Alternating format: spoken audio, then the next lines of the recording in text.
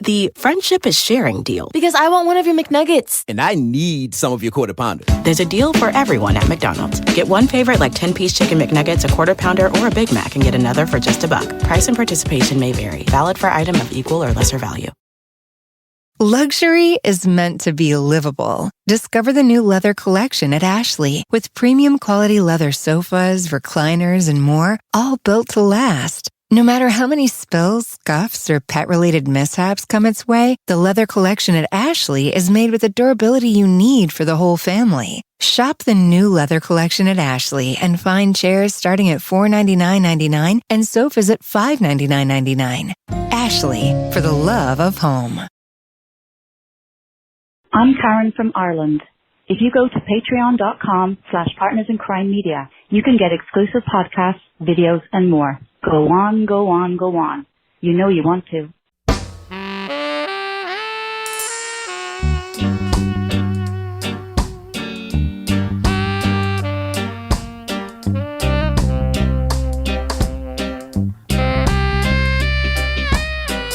I'm Rebecca Lavoie, and this is Crime Writers On, the original true crime review podcast that digs into true crime, pop culture, other podcasts, TV. And this week, it was one of the biggest true crime books of the decade and played a role in finding the Golden State Killer. We'll talk about HBO's adaptation of I'll Be Gone in the Dark.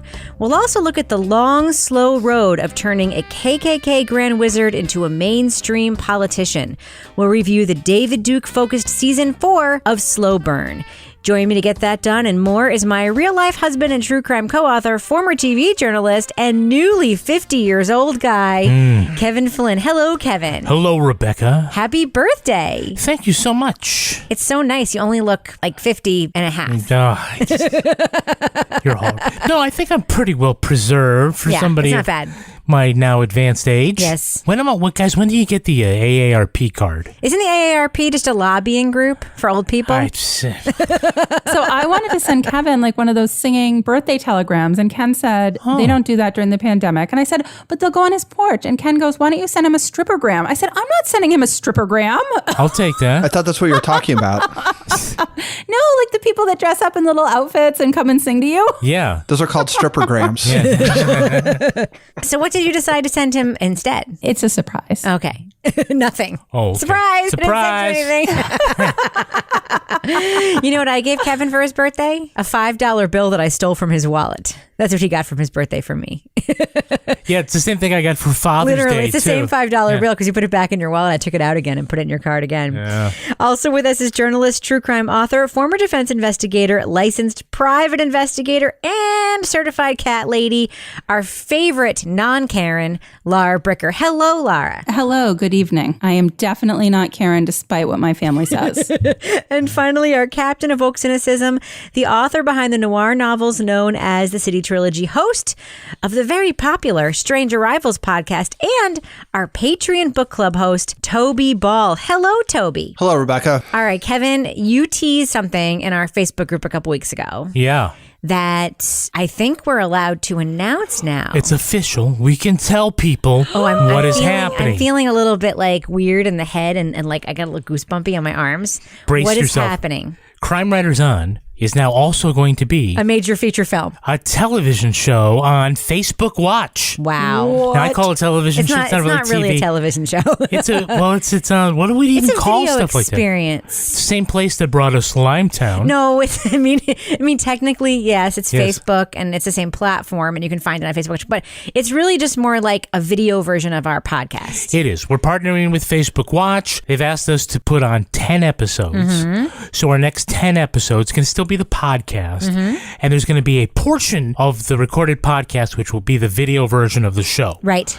And so in order to watch it, you go to Facebook. Anybody know how to get to Facebook? Yeah. Okay, everybody's cool with where that is? Yeah. And you just go in the search section and you just type in Crime Writers On, and it'll bring you to our page in the video, and it's going to be living on both our page, and you can get it in our official Crime Writers on Facebook group. So we want you to watch it and share it. And you can if you have the Facebook Watch app on your smart TV and you want to see us be all huge. That's right. Oh my God. We could have a watch party. Watching ourselves? We could, yes. Yes, I'm totally doing it. I don't want to watch myself sitting in a closet in my basement, but I understand that other people might want to watch us do that. So I have to ask you guys, can we talk a little bit more in the after show about what it's been like to convert this whole show to video? Because it's been a little weird. Yeah. Taking a couple of swings at it. When is the first video coming out on Facebook, Kevin? Well, our podcast comes out on Mondays, and so every Tuesday, the video version will premiere at 8 p.m. on Facebook Watch. Our first episode will be out July 7th. Okay, so that's a week from... It's a week from today. Okay, so what we should also mention that over the summer, we should give people a little bit of a heads up. As we do every year, over the summer, we are going to our every other week schedule. Right. Because we want to survive the year. That's true. Yeah. We get a little burnt out this time of year. We need to take a little bit of a break. So instead of going on like a hiatus like some shows do, we like to just take every other week, just for like 4 episodes or so. Yeah. So we will be back next week, but then we're off and then back the following week. Right. And next week's show will also be on video on Facebook. That's right. From here on, next 10 episodes. It's very exciting. It means we got to straighten up, and I'm so looking forward to getting unsolicited diet tips from the internet. Oh, God. If they loved your laugh. They're going to love my double chin. Yeah, exactly. And Toby, you're going to get some decorating pointers, I think. Yes. I'm predicting. Yes. So let's talk more about it in the after show. Let's talk more about it in the after show. Also in the after show, I want to talk about a couple things we've watched lately. So Laura and Toby, if there's anything that you've watched that you want to talk about and maybe spill the whole plot of, like Kevin and I are going to do on the after show, we want you to do the same thing, all right? So think about it while we record this podcast. All right. I've been watching hours and hours of Crime Writers on. I'm sure you have. Pretty bleary-eyed. All right, you guys ready to record a podcast? Yeah. Yep. Leading off. In the 1970s, David Duke was America's best-known white supremacist. The American white people are searching and are reaching out for a movement, and the Ku Klux Klan is that movement. Louisiana's David Duke believed the nation wanted an inspirational white leader. The former KKK Grand Wizard thought it should be him. But after a failed presidential run, Duke refashioned himself by downplaying his more hateful beliefs and wrapping himself in the existing mainstream political structure. There's something very scary about the election of David Duke. The former imperial wizard of the Ku Klux Klan. Ex-Klansman David Duke. David Duke. We had no big political endorsements. Even the President of the United States came out against us. But we won! Duke's small victories emboldened him to run for higher and higher offices. But not everyone was buying his facade as a clean-cut, reformed white supremacist. Duke was a master scapegoater. He was saying things about taxes and welfare that people wanted to hear. In the latest season of Slate's Slow Burn, host Josh Levin chronicles Duke's methodical journey from fringe figure to mainstream politician, a journey not fully appreciated by the establishment until it was too late. Spoiler alert, we are going to be talking about plot points from the first few episodes of Slow Burn, so if you want to remain spoiler-free, just go to the estimated time code in our show notes for our thumbs up or thumbs down review. Now, Kevin. Yeah. I know that you were wondering why this story was chosen for Slow Burn. Why is that? Well, whereas, the first 2 seasons dealt with impeachment crises, this didn't seem like talking about an event, right? It's about one person's climb to notoriety or infamy or whatever. So it's kind of like, oh, does this really, strictly fit the slow burn mold? Essentially, we're going to tell you a story about how it took a long time for it to get to the critical mass. And it wasn't sort of until I got to episode 2 that I said, oh, yeah, there is that story here, because David Duke does have a long biography before he runs successfully for office, that he's out there, and how is he getting power, and how is he raising money, and how is he, getting his name recognition, and could he have been better marginalized along the way, disenfranchised? Yes, he could have been. He could have been. I just want to say for the record, yes, he could have been, put off to the side more consistently, but for some reason he was not.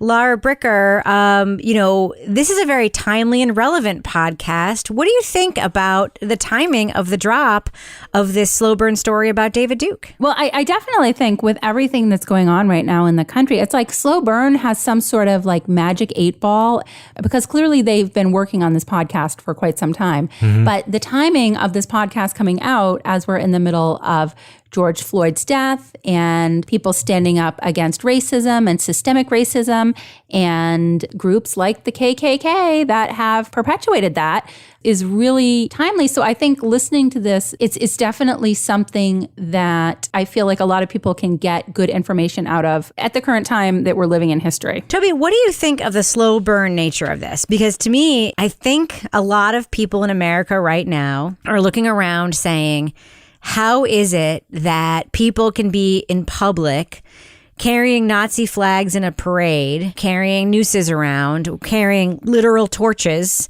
and chanting racist slogans in the streets of America? Like, how did we get here?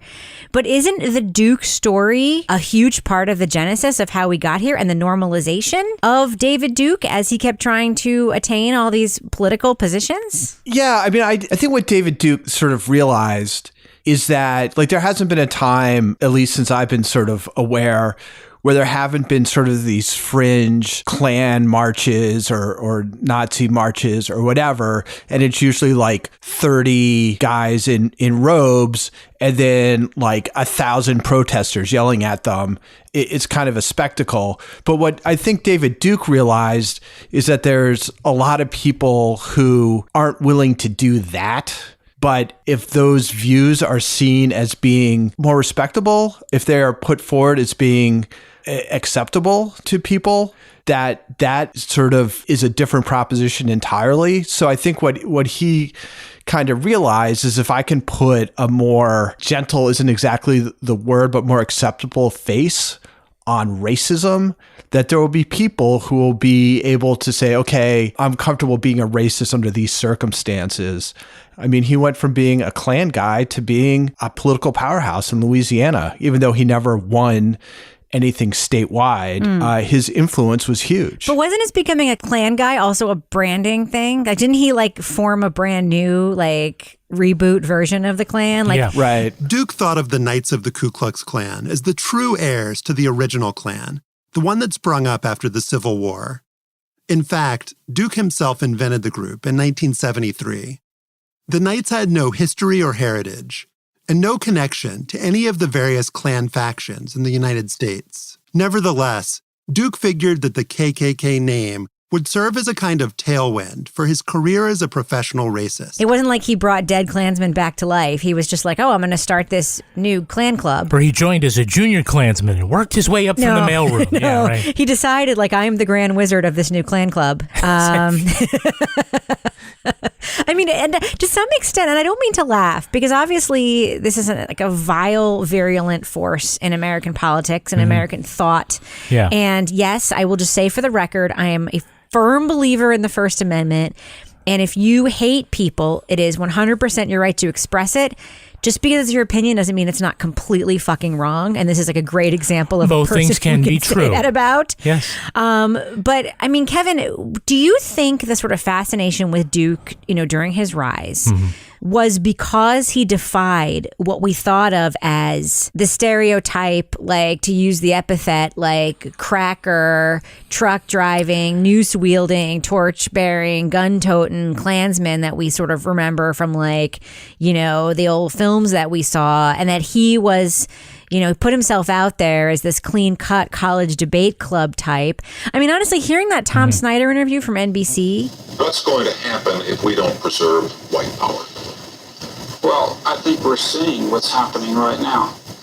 In every major city of this country, there are white people, great numbers of them, who are hurt, murdered, raped, abused by Negroes. Not surprising to me because I still see that stuff happening today where they sort of have people on who say things that are just abjectly wrong and sometimes are unchallenged.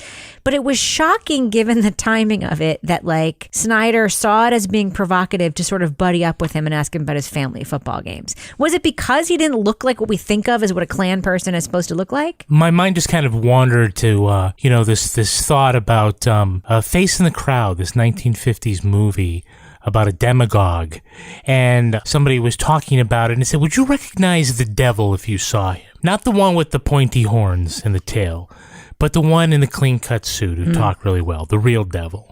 And it's kind of like that where you're like, do you expect him to be overtly offensive, using offensive language left and right? And when he doesn't, it changes. No, he does. He just uses coded offensive language. Right, but he doesn't do it in public. And when you come to like looking to see him say that and he doesn't, and you come to see him again and he doesn't, eventually the fear is that people will think, oh, well, then he's not so bad. You're warned about Duke. And then when he don't turn out to be this monster, you give him more credit for not being the monster than you would give somebody who's never been a monster. Yeah, so Kevin, it's sort of like giving someone a reward for something they were supposed to do anyway, which is pretend to be a nice person. Right, well, eventually you're like, oh, maybe I was wrong about him. No, you're not wrong And then, about no, you're not wrong about him because you're just really getting played. Yeah. Laura Bricker, Beth Rickey, who is a big character in the story. She's a Republican Party person in Louisiana who really read the tea leaves very early and said, we could lose this whole party to racists if we don't put up a wall here, if we don't say no. And she sort of conducted her own investigation into Duke, started showing up at events where he was speaking in secret. She and her friend bought all of the books, the racist books they were selling from his legislative office. Yeah. And then she also decided as part of her look into him to cozy up to him. He was reading his book, Finders Keepers, to me over the phone. I'm like thinking, I've got to do this for the sake of history. And he's reading this, how to keep a man and how to keep a man interested in you. And he said, one way to do it is to attack him publicly at the state capitol. And I said, David, I don't go out with Nazis or something like that. What did you think of Beth Rickey and all of her tactics here? I loved Beth Rickey because she starts off where she's going in and I loved the description of how they're like, well, first we started with this easy book about like the Holocaust not happening and hey, they had it. And then we went on to this other one and they're like, oh, we don't have that, but well, we might be able to get it for you. And it just keeps going on. But she was so wise to his ways as you're listening to the story of how she starts with all the books and they're getting like every book that, somebody that's like doing like your white supremacist 101 course with David Duke is getting. And it wasn't very hard to get them. And then going on to the point where she's out having lunch with him on a regular basis. And he was at one point singing like the Impossible Dream song to her. Yeah. And who knew white supremacists like Mike and the Mechanic so much? Yeah. So weird. But what was interesting is she herself noted that the longer that she was around him, she would have to go home at night and sort of remind herself of who he was.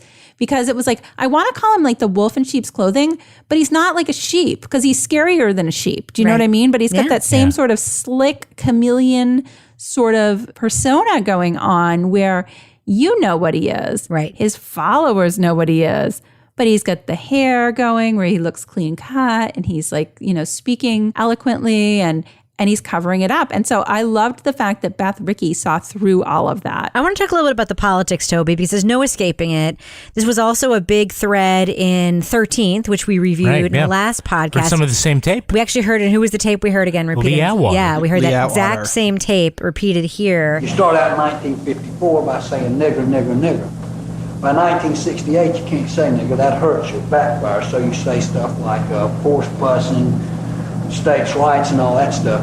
And you're getting so abstract now, you're talking about cutting taxes and all of these things you're talking about are totally economic things, and the byproduct of them is blacks get hurt worse than white. Toby, can you talk a little bit about how Duke sort of bucks this thing? I mean, we talked about this on last week's show that, initially Democrats kind of like owned racism in the South proudly, and then they became Republicans. But in the meantime, there is this political strategy about using race and how Duke both exemplifies that and also bucks it at the same time. Can you talk about that a little bit? I think the thing with Duke is that he tried to find, like, how is he going to get his message out to people? And he starts by standing on a box at LSU, and then he starts his little Klan thing. And then I think he realizes that if I'm actually going to get like a significant movement going, I've got to make myself more accessible, and I think it was interesting to hear Lee Atwater sort of try and distance himself from Duke, because Duke basically does exactly what Lee Atwater's talking about, which is that he starts to find other ways to talk about race rather than just going out and saying it. He's a little bit more blatant, I think, than most people would be comfortable with, like that whole NAAWP. The National Association for the Advancement of White People. White people. Because, by the way, we're so far behind everyone else. We whites. It's tough. What the fuck was that? I was like, are you kidding me? We have no advantages. Branding, everybody. Branding. Wow. Oh, also the multiple references to white as an ethnicity. Yeah. Which is insane. Yeah. By the way, anybody who's out here who doesn't understand why that's wrong, read a book. Don't ask me about it. Read a book. All right, Toby, go ahead. So when he started becoming sort of a national figure was when I was in DC working at a political magazine. And it was pretty clear what he stood for, even if he was sort of couching it in different terms. Like he was the racist candidate, right? Mm-hmm. And he, unlike others, didn't really make too many bones about it. Like he would talk about it kind of in coded words, but if somebody called him out, he was like, yeah, I'm for white people. Like white people have done everything that's good for America and, we're superior. And he had this crazy story about going to India and seeing like an orphan girl and thinking that was the future of America, was a orphaned mongrel, something or other. I mean, his it was just words, not yours, right? Yeah, exactly. Yeah, You're welcome, trust me. Toby. Wouldn't want that tape taken out of context. Exactly. Yeah, I was working in a group that was covering all these elections, Mm-hmm. and at this point, he was going up against a guy who I believe his name was Edwin Edwards, who was the Democrat running for governor in Louisiana. Yes, that's correct. And he, at the time, I don't know if he'd been convicted or just indicted or just accused, but anyway, there was a whole thing about bribery around riverboat gambling in Louisiana. And so he was basically known as being corrupt. And there was this great bumper sticker that was making the rounds in Louisiana that said, "Vote for the crook. It's important!" Exclamation point. When I think about David Duke, it was really like he would talk in the coded language, but he wouldn't back away from it either. When he was like pushed on it, he wouldn't use crass language, but at the same time, he wouldn't back away from his white supremacist beliefs. And that's what I think made him different and kind of attracted that kind of following, was for people who are like, oh yeah, like this is the guy who's not afraid of it. Right. Like he's willing to say it. It's not code. It just is what it is. Yeah. I was really surprised when, you hear like Lee Atwater, who I think was chairman of the National Republican Committee, came out and was like, wanted to get rid of David Duke. And, it sounds like he's a crusader for justice. Crusader for justice. Not. No, it's because in his brand of politics, race is a dog whistle, and it's not a bullhorn. So to be so overt as David Duke, it's like, hey man, you're ruining this for us. Yeah, you're going to like expose what we're actually doing. You're going too far on this. Except, no, they don't. I actually don't think they think he's like going too far. He's just going to expose what it is they're actually doing. Yeah. Because he's running on exactly the same issues. He's calling it the economy when it's actually about race. He's calling it taxes when it's actually about race. It's the same shit that's happening now in politics.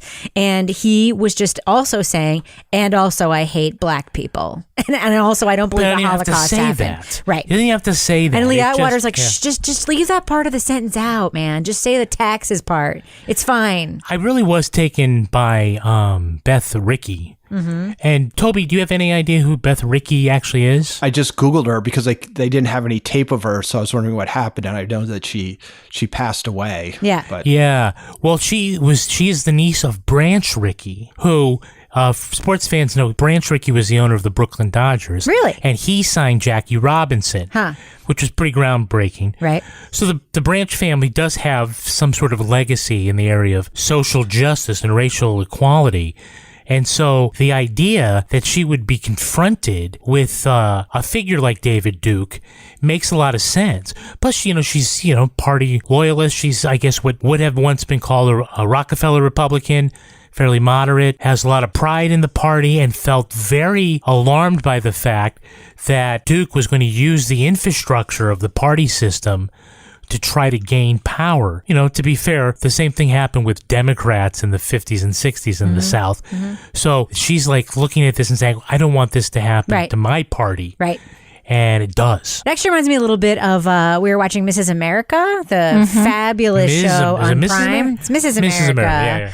About Phyllis Schlafly. And I will say, Phyllis Schlafly is no hero of mine. Mm-hmm. The show does an outstanding job sort of painting a very similar portrait to how the party embraced really abhorrent people in order to not lose voters, and how Phyllis Schlafly ended up being part of that machine, even though that wasn't necessarily her original intent.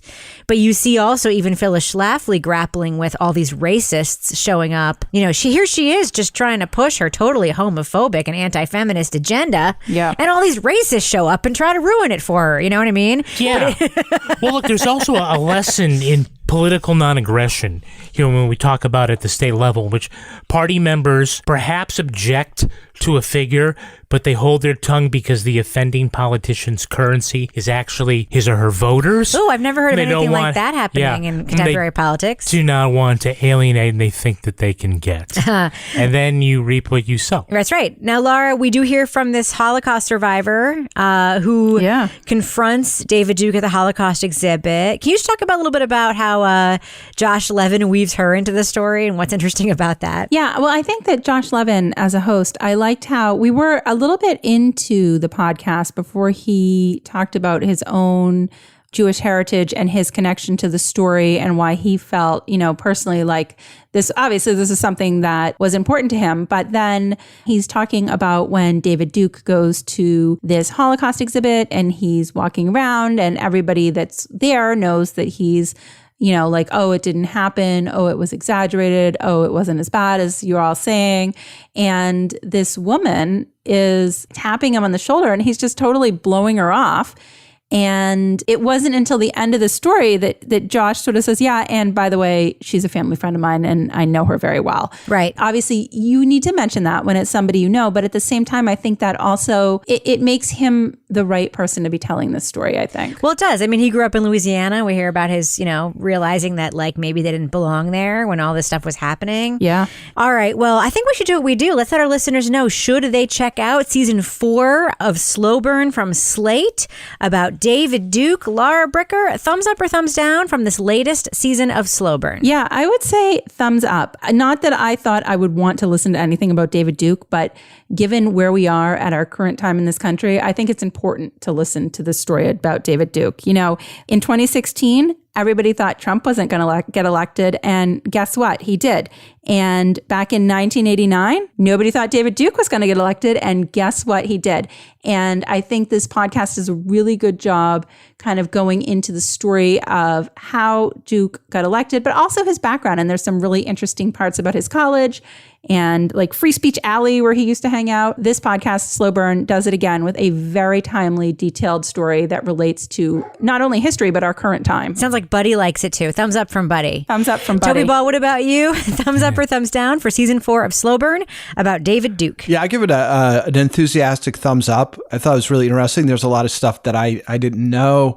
It's an interesting time to be listening to this about a period where there was a guy who rose to considerable heights of power, even though he never won statewide office, by being basically openly racist. And that was his appeal. So I think, there's stuff to be learned.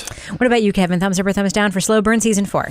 I'm a thumbs up for Slow Burn. It's a really interesting pick for a story, because this is a case of an individual who we all should have known better about. But it also says a lot about the people who surrounded him and who supported him, and for the reasons said and unsaid for that support. So it's a good take, because it seems like when we get to 2020, it has been kind of a long road, a slow burn to get to a point where, so much is changing. So it's a good time to look back at some of those different aspects of that. Yeah, I'm giving it a thumbs up too. I do have one production quibble that I just want to put out there. Yeah. Whoever is mixing this show, the pause you're putting between the narration and the tape is making me crazy.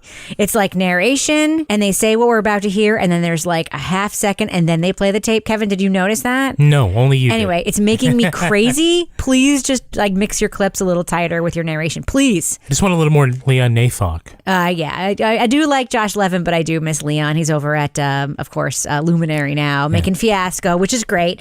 I think the idea that this is a look back is actually a mischaracterization. David Duke is winning, guys. He is winning. He has the ear of the people surrounding the current president of the United States. He has become once again a somewhat influential figure as white supremacists are openly walking down the streets, literally carrying torches, literally carrying long guns and wearing aloha shirts to Black Lives Matter rallies. David Duke is not a thing of the past that we could laugh at and joke about like we did back in the 80s. He is a relevant and terrifying figure, and so is the sentiment that keeps bringing him to the forefront. If anyone thinks that his brand of completely blatant Holocaust denierism and white supremacy is a thing of the past, you're wrong. You're wrong. Just look around you. And that's what makes this a timely podcast. So yes, I'm going to give season 4 of Slow Burn a big thumbs up. Want the same expert advice you get from the pros in the store while shopping online at DiscountTire.com? Meet Treadwell, your personal online tire guide that matches you with the perfect tire for your vehicle. Get your best match in 1 minute or less with Treadwell by Discount Tire. The friendship is sharing deal. Because I want one of your McNuggets. And I need some of your Quarter Pounder. There's a deal for everyone at McDonald's. Get one favorite like 10-piece chicken McNuggets, a Quarter Pounder, or a Big Mac and get another for just $1. Price and participation may vary. Valid for item of equal or lesser value. Luxury is meant to be livable. Discover the new leather collection at Ashley with premium quality leather sofas, recliners, and more, all built to last. No matter how many spills, scuffs, or pet-related mishaps come its way, the leather collection at Ashley is made with the durability you need for the whole family. Shop the new leather collection at Ashley and find chairs starting at $499.99 and sofas at $599.99. Ashley, for the love of home. All right, Kevin, before we move on, we have some business we need to take care of. Yes. What is on our Patreon right now? Well, first of all, before you answer that, there's the after show, which we already talked about. Right. We're going to talk a little bit more about making this podcast into a video. We're also going to spoil the plots of a couple things we've watched recently and discuss them. For me, it's Normal People. I also want to ask you what happens at the end of The Invisible Man, because I was too scared to watch the end of it. What else have we got in our Patreon right now? Well, we've got the latest Toby Ball's Deep Dive Book Club podcast. About the bling ring. The bling ring. Laura last week had her latest episode of Leave It to Bricker with Mary Weaver, Beaver Reliever, Pest Reliever, Woodchuck Reliever. It goes places. Okay. It's a journey. And then we have a very good episode of Married with Podcast. There's no such thing as a bad episode of Married with Podcast. This is true. Yeah, people love Married with Podcast. I know I do. It's very cathartic for me. I cried recently when we were taping it, remember? It's because I stepped on your foot. Kevin, do we have any Patreon patron saints of the week this week? Yeah, our Patreon patron saints are Carrie Savage and Gretchen L. Jones. Bless you. I wonder if people feel different after they've been blessed by you. They feel angelic. They feel saintly. They feel saintly, yes, absolutely. We need to get like Faith Ball into our Patreon patron saints of the week. She is actually saintly. Who? Faith Ball. My mom. Faith Ball? Oh, fuck. I'm like, Is it Toby's mom? She is saintly.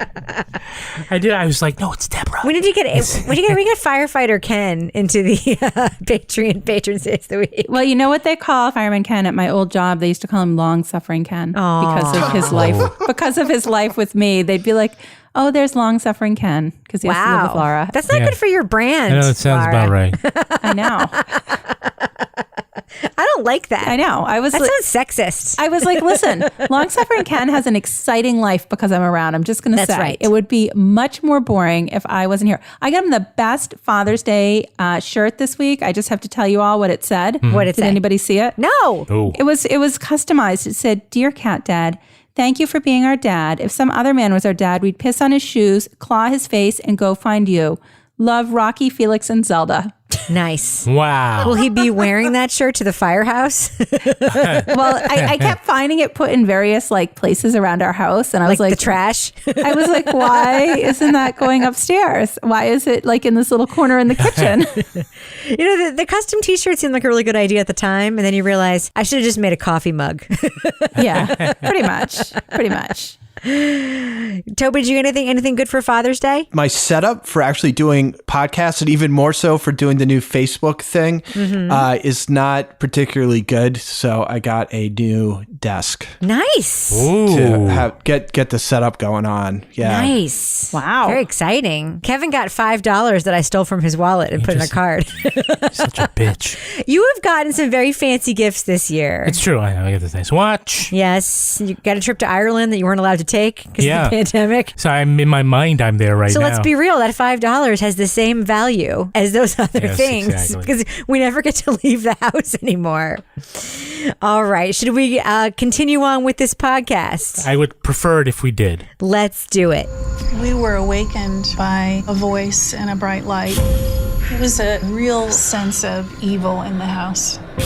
He made me tie up my husband. He ordered her to put dishes on my back. And say, if I hear these dishes fall down, I'm going to kill your family. It was one of the scariest and least remembered crime sprees in California. Blogger Michelle McNamara became fascinated with the tale of a suspect first known as the East Area Rapist, who she dubbed the Golden State Killer. Michelle looked at it from the hopeful, putting puzzles together, trying to make sense of violence. I was in search of a man who was attacking women and girls throughout Northern California. And the great tragedy of this case to me is that it's not better known. HBO's 6-part adaptation of McNamara's book, I'll Be Gone in the Dark, pulls together the narratives of the criminal's many victims, the cops frustrated by the cold case, and the army of armchair detectives dabbling into a 5-decade unsolved mystery. The Irvine Police Department investigating an apparent homicide. He's called the Golden State Killer. This case is huge. Michelle would actually go to the crime scene and walk the case. Geographic connections, DNA profiles, genealogy websites. The first time she called me, I thought, she knows her stuff. So I started telling her things about my investigation. But at the heart of the documentary is McNamara, who died before completing her manuscript. Just as the book filled with details of horrific crimes included passages of McNamara's own life, the documentary leans heavily on her story to explain the journey to publication and the arrest of a suspect. Now, the first episode of I'll Be Gone in the Dark aired on Sunday, but HBO provided us with screeners for the first 3 episodes of I'll Be Gone in the Dark. Although there's really no spoilers to give away, if you'd rather just get to our thumbs up or thumbs down reviews, go to the estimated time code in our show notes. Now, Laura, you wrote in your notes that you're probably the only one in the group who hasn't read the book. That is not true. Oh. I haven't read it. Kevin has not read the book either. Yeah. But you were a little bit afraid to delve into this story. Why is that? I was, because, we watch a lot of crime shows. We listen to a lot of crime podcasts. I've been involved in the crime world, but this particular case is just, it's so random and it's so violent. And when you know that detail of the case, and then you also know the mental health impact that it had on Michelle McNamara, and then I'd see people that would like read the book or listen to the book and they'd be like, I can't sleep at night now. And I'm like, I don't know if I can go there. So I've put off reading this book kind of because of that. I will tell you, I read this book when I was on vacation with my 2 sons and Kevin was at home. Mm-hmm. Remember, I took them to Mexico last year? Yeah. And I read it in the paper copy because we had gotten a galley copy. And I will tell you, Laura Bricker, the Golden State Killer is hands down, like the crimes committed by this guy are the very, very scariest version of these kinds of crimes you could possibly imagine. I heard a noise, but at 15 years old, you always hear noises in your house when your parents aren't home, so I didn't think much of it. I stopped. I do remember stopping and listening, and didn't hear anything else, so I continued to play. It wasn't very much longer, maybe a couple minutes, that I felt a presence next to me, and I looked up, and then I felt a knife at my throat. Like, it's not just the sort of waking up in the middle of the night with a flashlight in your face and then, you know, you get raped and your husband has to like lie there with dishes on his back, or maybe you get murdered. It is literally, he is stalking these people for months beforehand, going into their homes. Mm-hmm. He would like take things from one room and put them in another room. He would like disconnect electrical things. He would like basically be in your house before the crime so many times. Yeah. It's freaking terrifying. I remember calling Kevin and being like, Kevin, we're getting an alarm system on our house. It was terrifying. Yeah. Toby, what do you think about like this, just the scariness? I mean, I think that's part of the reason why this case is so fascinating, right? Because it's scary. This crime, this particular criminal, unlike even other serial killers, there's a scariness to him that is really kind of like new and different, right? Two things. One is, I mean, the scariness of the crimes is about as scary as it gets, as far as I'm concerned. It's like these home invasion, absolutely brutal crimes. But beyond that, it doesn't really seem like this whole case doesn't seem super interesting to me, because you don't really know much about him. The only thing that's interesting beyond like how brutal things are, if that's something that captures your interest, is that they can't catch him. That's why I think the decision to focus a lot on Michelle is a good decision, because unless you're just going to go through horrible crime after horrible crime after horrible crime, there's really not much to say about the guy. The story is really in trying to figure out who he is. And that's where Michelle comes in, is a good focal point, not just her work, but for work that other people were doing at various levels of effectiveness. I think in the book, and I don't want to like lean too heavily in the book because that's not what we're reviewing right now, but it does tie together these different threads of things that all the witnesses said. And there were things that were known about him. One is that he had a tiny penis, which like everybody really liked. That kept like every single, you know, he'd be described as fat, and he'd be described as thin, he'd be described as blonde, he'd be described as dark haired, he'd be described as puffy faced, he'd be described as, you know, whatever. But it was always different. But the one consistent thing was he always had like a tiny penis, which is like a weird but also sort of schadenfreude detail of the whole thing, which I just always found sort of interesting as being the only notable thing about this guy who committed. Pop psychologists might say, well, there's one of your... But people literally saw him jumping over fences. They saw him riding bikes. They saw him running through neighborhoods, not just people who were victimized by him. But getting back to the documentary, Kevin, there's one thing that I think we sort of share as a little bit of a knock on the way this is structured. Michelle McNamara is and was a talented, likable, lovely human being in every regard. Right. But it's almost like the filmmakers don't think we're going to know that or believe it just by showing us, right? Right. They keep telling us. Like, I thought the introduction of Michelle was pretty heavy-handed. I saw her confidence growing. It was really exciting to have someone you're in love with someone and they're doing something, and you can see how excited and energized they are about it, and that makes you excited and energized. I'm amazed I'm still funny. I'm amazed I'm still funny because I'm in love. I'm in love. I'm in love. Yes, I am. The first half hour of this 6-part story about a serial killer has to do with people telling us how wonderful she is and what a great writer she was and how she changed all this other stuff, instead of letting us discover that ourselves along the way. Which we do. We do. Right. What's fascinating to me about this case is that it is rich with so many clues. And it really seems to me that it's just time, energy, and curiosity. And that, and frankly, it should be solved. I mean, it just should be. I got to tell you, honestly, I became a little resentful because they really were pushing this hard. And it actually took me till the 3rd episode to kind of get over that. Right. And start seeing Michelle as sort of herself and not as the way that everybody is portraying her. Yeah. And that's not to say that she wasn't a lovely person and isn't worthy of being revered.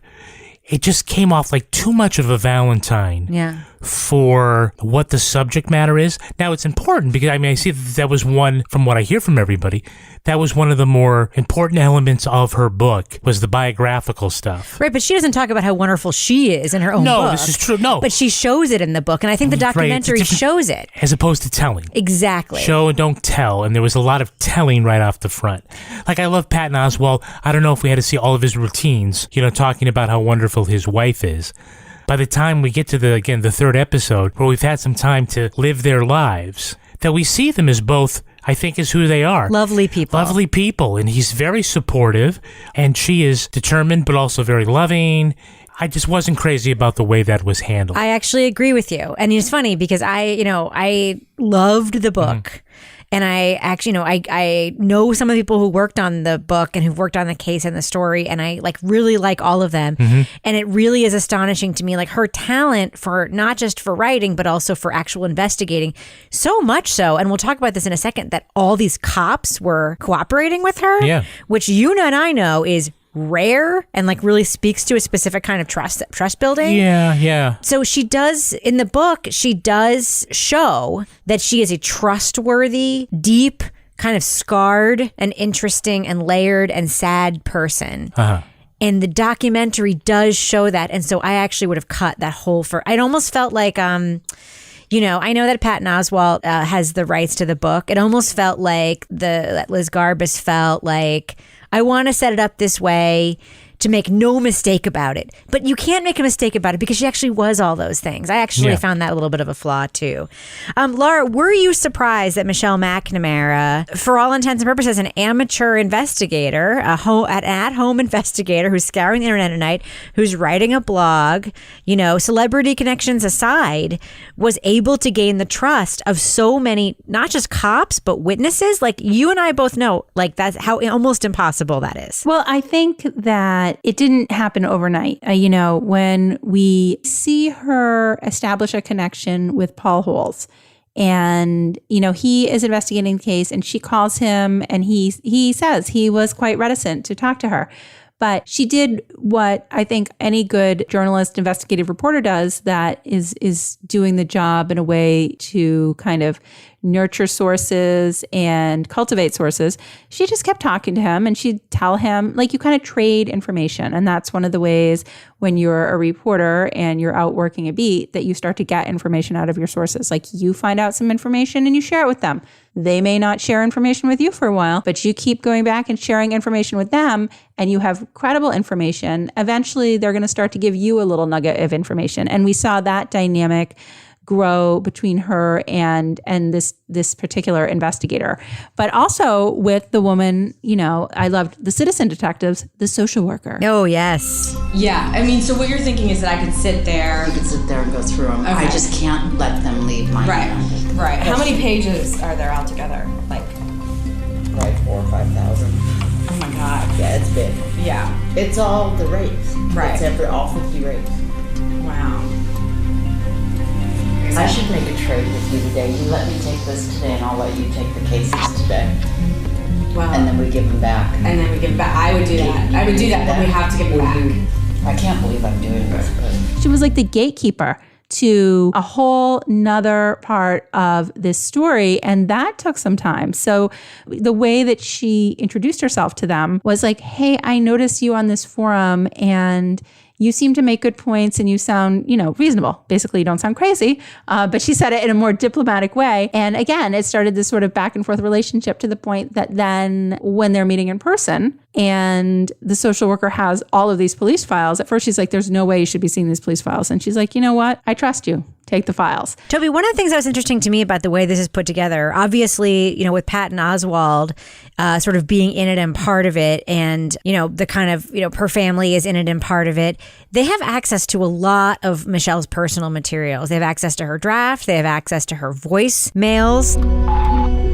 Hi, Cliff. My name is Michelle McNamara. I'm a crime writer in Los Angeles. I am doing a series on unsolved crimes. Hi, Kate. This is Michelle McNamara. Hey, it's Michelle. Hi, Michelle. Hi. They have access to footage that she filmed in these ride-alongs, with the social worker and in her own investigation. There's access to video interviews that she did, probably stuff that was just like on her own computer, is able to sort of be like woven in and out of here to tell the story. And, I know that you did the book on the deep dive and you've read the book. It really is. I was telling Kevin earlier, it's not dissimilar to Catch and Kill, which is, Ronan Farrow's narrative, not just of the story, but his reporting of the story. It's really a lot like that, which is about her intersection with the story and how she did it and what she was doing and how it sort of wove into her life. Do you think the documentary makes good use of all of these other materials, like the text of her text messages and the voice memos and so forth? Yeah, I think so. It's a little bit hard to picture watching this without having read the book, because it's the same story. And I was actually, while you guys were talking, I was thinking, like, Kevin frequently says, whose story is this? And this is clearly made to be Michelle's story. And you're kind of finding out about her through her investigation of this case. So, yeah, I mean, I do feel, and I agree with you guys that it starts off pretty strong and not in a good way. But that you do get a good sense of her and sort of, I guess, the charisma she has. Whether you feel like that's the right frame for the story, I think the stuff that they have of hers is used pretty effectively. Do I need to hear Patton Oswalt do little bits about how much he loves his wife and how his wife is too good for him?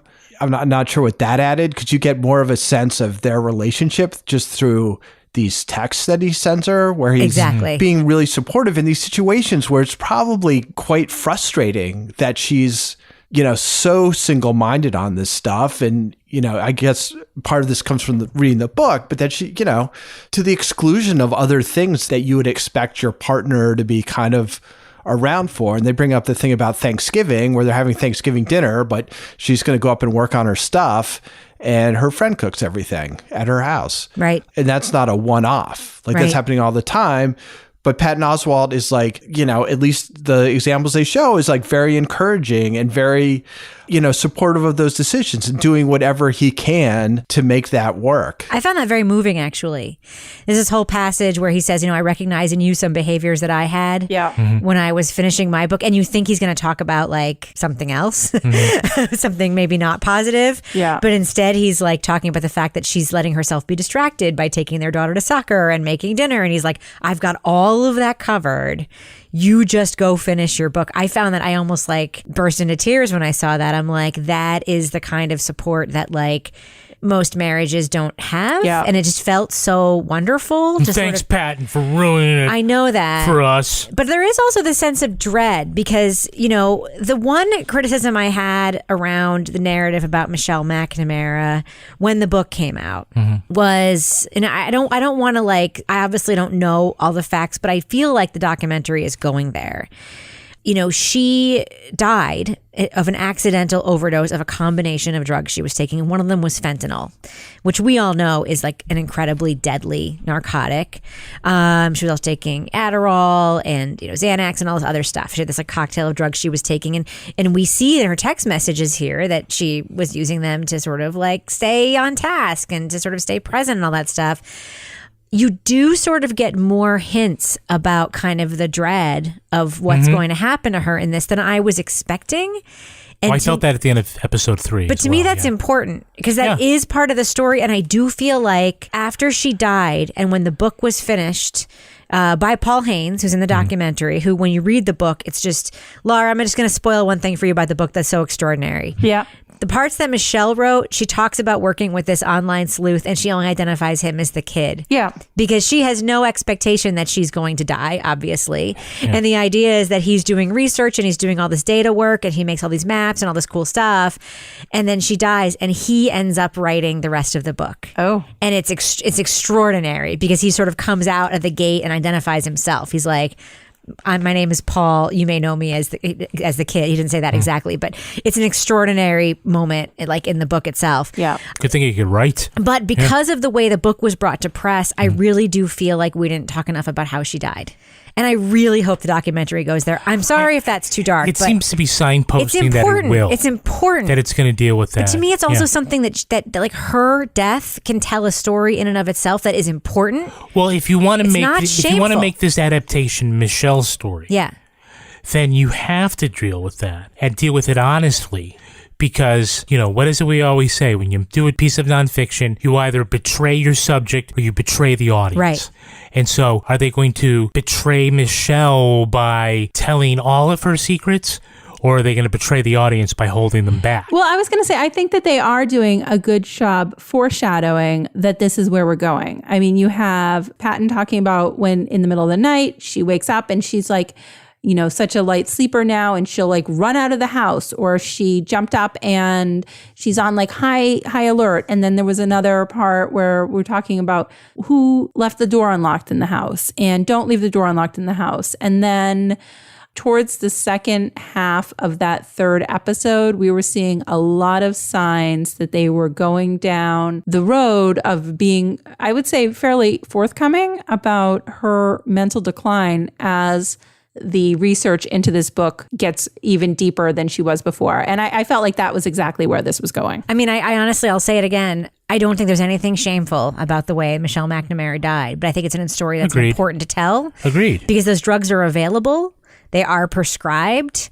And she was clearly coping with a lot in addition to being on deadline for a book, which all four of us have been. Right. Toby, the feeling of being on deadline for a book. They are showing that. Yeah, they're as showing opposed to telling. Exactly. But Toby, I mean, I think that one thing our listeners may not understand. I mean, they may understand how it would be easy to be depressed if your parents die, and how it would be easy to be depressed about, working on a book that's so dark and a subject matter so dark. But like, I don't mean to like make light of it, but the looming deadline of a publisher is also like a dreadful experience. Have you ever had that experience? I can't say that I've ever been like going down to the minute, like this idea that I have 54 hours and then I've got to have, like, I've never been in that situation. We have, right, Kevin? Kevin and I'm thinking about my Facebook Watch video right now, as a matter of fact. Kevin and I have done that exact thing where we've booked a hotel room so we could finish. Remember? We did that twice. Did that for me. Yeah. Remember when we went to New York once and holed up in my sister's apartment when she was away just so we could finish the stupid book and make the deadline? My concern about where this is headed is if it falls into this, she went into such dark places that this is the result. Yeah. Because I think that was kind of what happened with Heath Ledger when he played the Joker. And it's like he accessed deep parts of a soul that no man. And it's like, that seems to me to be such a shallow read. Yeah. And sort of discounts the actual deal with these drugs, basically. Yeah. I mean, it's a powerful, addictive drugs. So I would be disappointed if they went in that direction. I hope they don't. I think there's the people who are involved probably have better sense than that. Right. But I do think that's a temptation. It kind of ties everything. It ties her death to all these deaths that she was investigating in a way that I don't think is genuine. No, and I also don't want to give the Golden State Killer credit for also killing Michelle McNamara. That's not what happened, right? It's not. Right.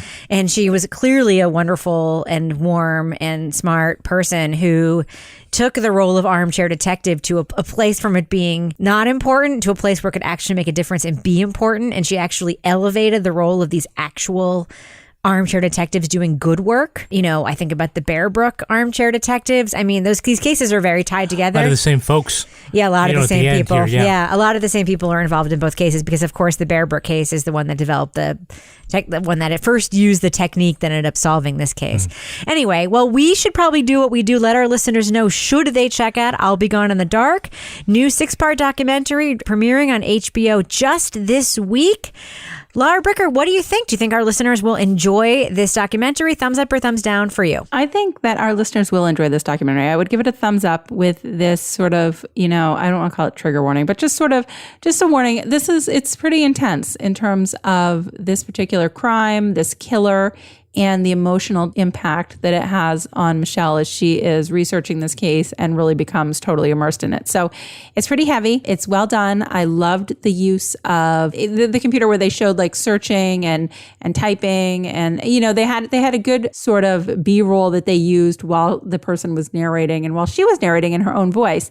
So I would say thumbs up, but just heads up, you're going to need to watch something kind of light when you're done with this. Toby Ball, what about you? Thumbs up or thumbs down for I'll Be Gone in the Dark on HBO? My guess is that most people will probably like it more than I do. I give it a thumbs up, and I wish I could put my finger on exactly what the issue is for me. It's less than the sum of its parts in some ways, and I don't know if it has to do with pacing and the fact that I just wasn't feeling much narrative momentum at times. I think they do a pretty good job balancing the amount of time they spend with Michelle and the amount of time they spend on the actual crimes of the Golden State Killer.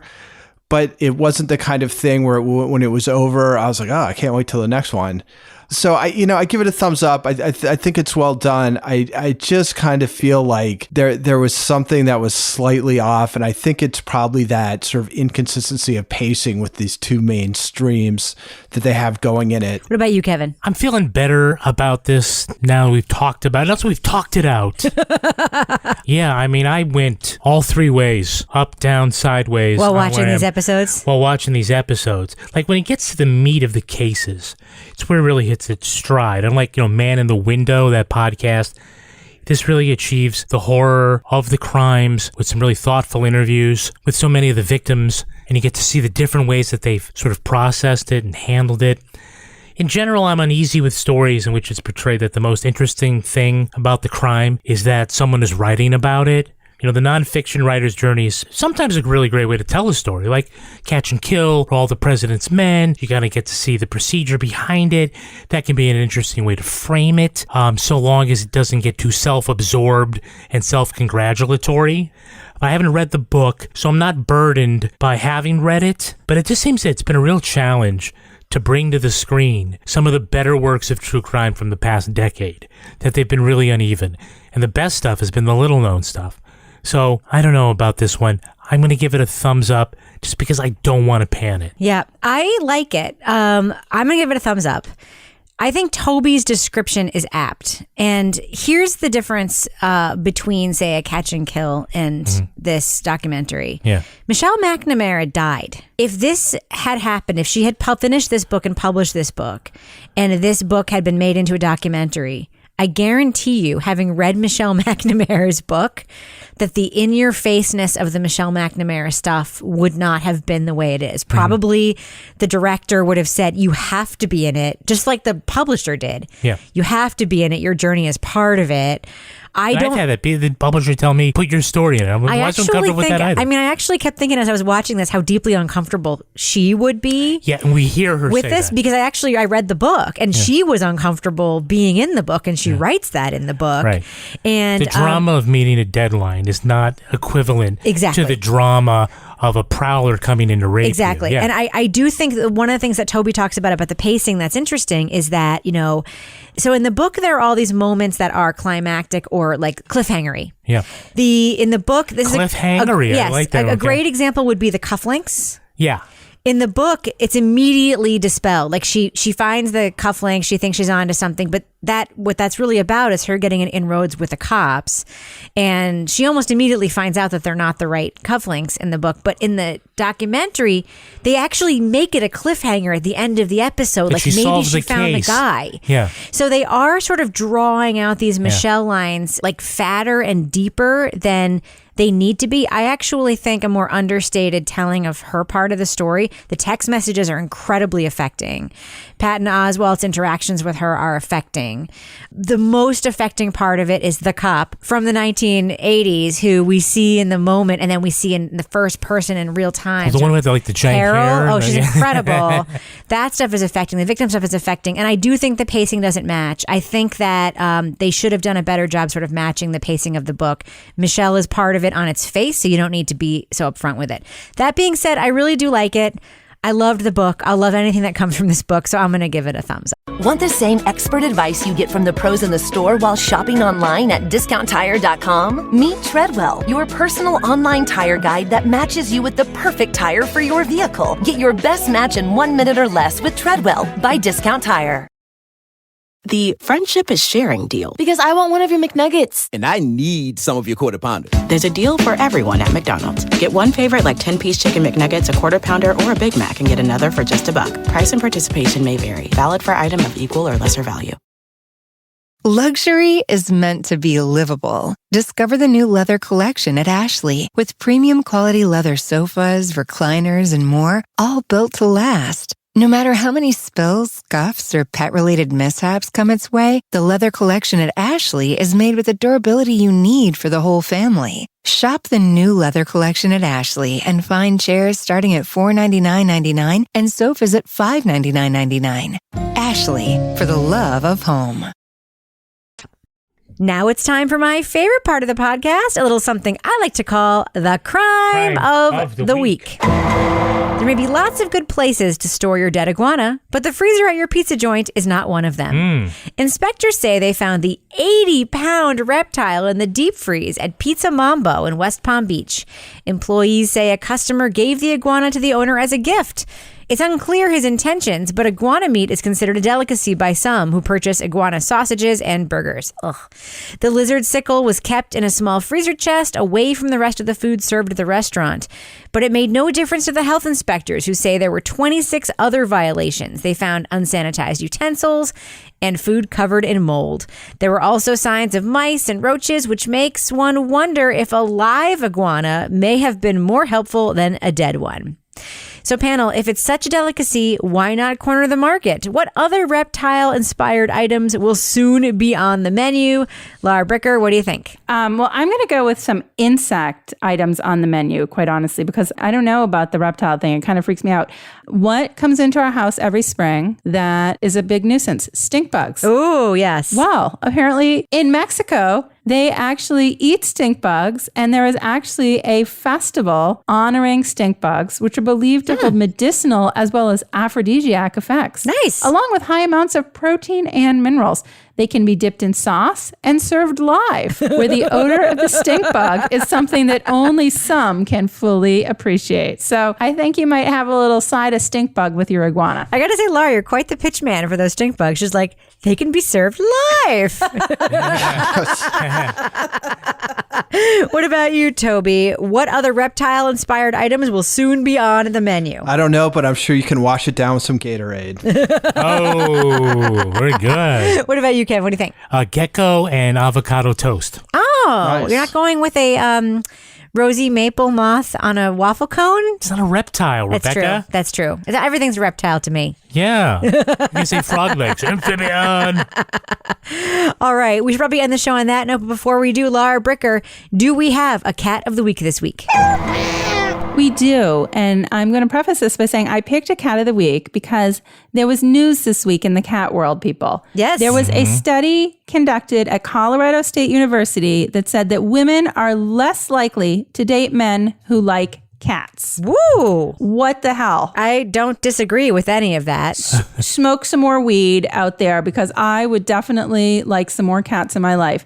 So I am going to mention, I don't know this person's real name. Their Twitter name is Test the Servants with Gold, and they have 2 cats. He's a cat dad. He has 2 cats, a nice calico cat and a nice black cat sleeping on his computer. And so I was like, let's recognize a cat dad out there. Because, I feel like they're getting some shade from this study. So more cats for the men. All right. Well, Laura Bricker, if folks want to send to you their hunky men who also like cats, there's got to be one of them out there. How can they find you on Twitter? At Laura Bricker. And Toby Ball, folks want to reach out to you and give you some color suggestions for the background of your video on our new Facebook show. How can they find you on Twitter? They should just probably wait until we actually have our Facebook show come out. Well, you know what they can do? One of our listeners, have you guys seen this? Taylor Schumann wrote an article in narratively.com called The Crime Victim Who's Obsessed with True Crime Shows. Uh-huh. And the little sub thing is, After I was injured in a school shooting, I found unexpected comfort in binging grisly TV shows and podcasts, and I'm not the only one. It's an interesting perspective on her interest in true crime stuff. So I'd recommend that. And if you read it and want to tweet to me about it, it's at TobyBallNH. Nice use of the Twitter there, Toby. Kevin, what about you? If folks want to reach out to you and share something with you on Twitter, how can they find you? I'm at Kevin P. Flynn. And if you want to follow me on Twitter or Instagram, where mostly you can see pictures of my dogs, you can find me at Reb Lavoie. You can also follow the show on Twitter at Crime Writers On, and I encourage you to join the amazing community in our official Crime Writers On Facebook discussion group. We also have a regular old Facebook page, by the way, and that's just fine. Support the show at patreon.com/Partners in Crime Media. You'll get the Crime Writers On After Show right now. Plus, Married with Podcast, Toby Ball's Deep Dive Book Club podcast, and Laura Bricker's Leave It to Bricker podcast. Our theme song was performed by the New York Ska Jazz Ensemble and used with their permission. Our line editor is the very handsome and very smart and really lovely Henry Lavoie. Our social media maven is fellow Taco Bell stan Meredith Plunkett. This show was recorded in the Yoga Loft above the Bodega in Bay St. Louis, Mississippi studio, otherwise known as Studio C, the closet in our basement where we keep all of our frozen New Hampshire iguanas. On behalf of all the crime writers, thanks so much for listening. We will catch you later. I'm Rebecca Lavoie, and this is Crime. I knew you were going to do something. I knew it. You had that that dad joke look happen in your body. It's a good look.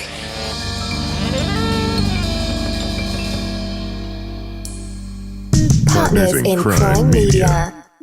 Luxury is meant to be livable. Discover the new leather collection at Ashley with premium quality leather sofas, recliners, and more, all built to last. No matter how many spills, scuffs, or pet-related mishaps come its way, the leather collection at Ashley is made with the durability you need for the whole family. Shop the new leather collection at Ashley and find chairs starting at $499.99 and sofas at $599.99. Ashley, for the love of home.